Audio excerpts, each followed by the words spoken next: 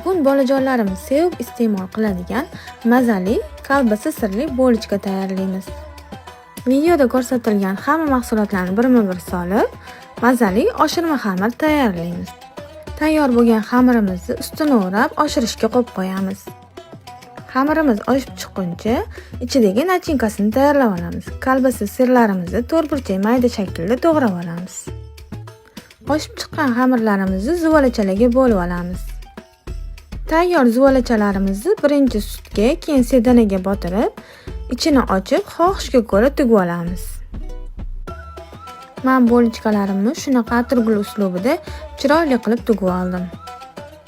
Tayyor bo'lgan bo'lichkalarimizni 20-25 daqiqaga duxovkaga jo'natamiz. Bo'lichkalarimiz pishib tayyor bo'ldi. Juda ham mazali va yoqimli bo'lichkalarimiz tayyor. Endi bu bo'lichkalarimizni bolajonlarimizga bemalol bersak bo'ladi.